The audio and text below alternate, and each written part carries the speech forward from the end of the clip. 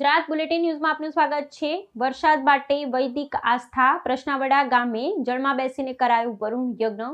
મેઘરાજાને મનાવવા અનોખો પ્રયાસ। ગીર સોમનાથ જિલ્લામાં વરસાદના લાંબા વિરામથી ખેડૂતોમાં ચિંતા વધી રહી છે। ખેતરોમાં ઉભેલો મગફળી સહિતનો પાક પાણી માટે તરસી રહ્યો છે। ત્યારે સૂત્રાપાડા તાલુકાના પ્રશ્નાવડા ગામે પ્રાચીન વૈદિક પરંપરા મુજબ ભગવાન વરુણને પ્રસન્ન કરવા માટે વિશેષ વરુણ યજ્ઞ અને પ્રજન્ય યજ્ઞનું આયોજન કરવામાં આવ્યું। જળમાં બેસીને વૈદિક મંત્રોચ્ચાર સાથે દેવતાઓને આહુતિ અર્પણ કરી સમગ્ર ગામે સારા વરસાદ માટે પ્રાર્થના કરી। વરસાદના અભાવે ગીર સોમનાથ જિલ્લાના ખેડૂતો મુશ્કેલીમાં મુકાયા છે। પ્રથમ વરસાદ બાદ મેઘરાજાએ લાંબો વિરામ લેતા ખેતરોમાં ઉભેલા પાક પર સંકટના વાદળો ઘેરાયા છે। આ પરિસ્થિતિમાં સૂત્રાપાડાના પ્રશ્નાવડા ગામના ગ્રામજનોએ પ્રાચીન વૈદિક પરંપરાને જીવંત રાખતા ભગવાન વરુણને પ્રસન્ન કરવા માટે વિશેષ વરુણ યજ્ઞ અને પ્રજન્ય યજ્ઞ યોજાયો। ભૂદેવો અને બ્રાહ્મણોએ વૈદિક મંત્રોચ્ચાર સાથે વિધિવત પૂજન અર્ચન કર્યું હતું। જળમાં બેસી અને વરુણદેવ અને પ્રજન્ય દેવને આહુતિ અર્પણ કરવામાં આવી અને સમગ્ર ગામે સારા વરસાદ માટે પ્રાર્થના કરી। ગ્રામજનોનું માનવું છે કે આવા યજ્ઞોથી પ્રકૃતિનું સંતુલન જળવાય છે અને સમયસર વરસાદ વરસે છે। બીજી તરફ ખેડૂતોનું કહેવું છે કે મગફળી સહિતના પાકોમાં લાખો રૂપિયાનું રોકાણ થઈ ચૂક્યું છે અને હવે પાકની જીવનદાન સમાન વરસાદની તાત્કાલિક જરૂર છે। યજ્ઞમાં મોટી સંખ્યામાં ખેડૂતો, મહિલાઓ અને યુવાનો જોડાયા હતા। સૌએ એક સ્વરે પ્રાર્થના કરી કે મેઘરાજા વહેલી તકે મહેરબાન બને, ધરતીને તૃપ્ત કરે અને ખેડૂતોના ચહેરા પર ફરી ખુશીના સ્મિત ખીલે। પરિસ્થિતિ બહુ ખરાબ છે। માલઢોરની, ખેડૂતની, મગફળીને બહુ પાણીની જરૂર છે। એ માટે અમે આ વરુણ યજ્ઞનું આયોજન કરેલ છે આખા ગામ વતી।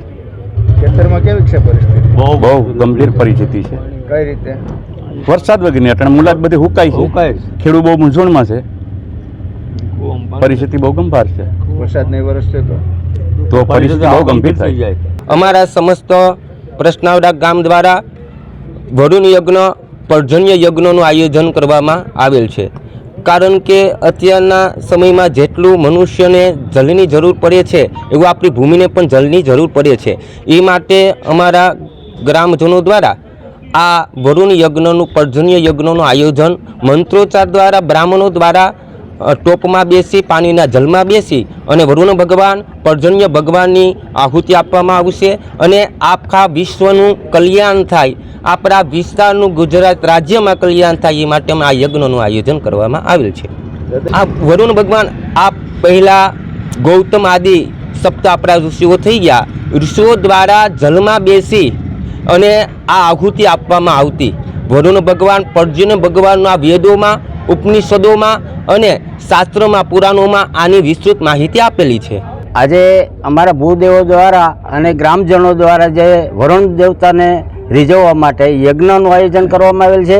એ યજ્ઞથી જે આ મુરઝાતી મોલાતને અત્યારે વરસાદની ખાસ જરૂરિયાત છે, તો અમારે એક વરસાદ થયો એ પછી વરસાદને નથી થયો, એના માટે થઈ અને વરુણદેવનો યજ્ઞ કરવામાં આવેલ છે। ગયા વર્ષે પણ યજ્ઞ કર્યો હતો, એની પહેલાં યજ્ઞ કરવામાં આવ્યો અને આ અનાદિકાળથી ઋષિમુનિઓ દ્વારા આપેલો સિદ્ધાંત છે કે વરુણદેવને રીઝવવાથી, એનો નૈવેદ્ય કરવાથી વરસાદને આવવું પડે એમ છે। એટલે વરસાદ આવે તો અત્યારે ખેડૂતની હાલત બેહાલત થઈ ગઈ છે। કારણ કે વ્યાજમનો સમય હોય તો પાણીની જરૂરિયાત ઘણી બધી છે।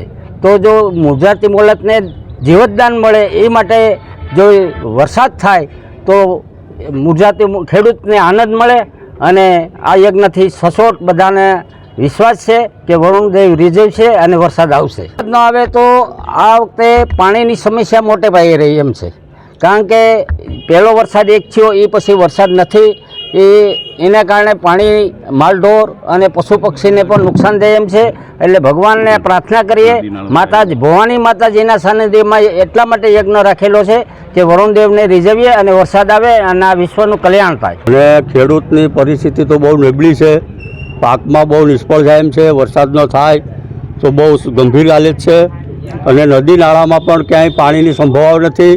કૂવામાં પાણી ઓછા છે અને આ ખેડૂતને સરકાર જો કંઈક ધ્યાન દે અને એમાં કંઈક સહાય કરે તો વિશેષ સારું છે।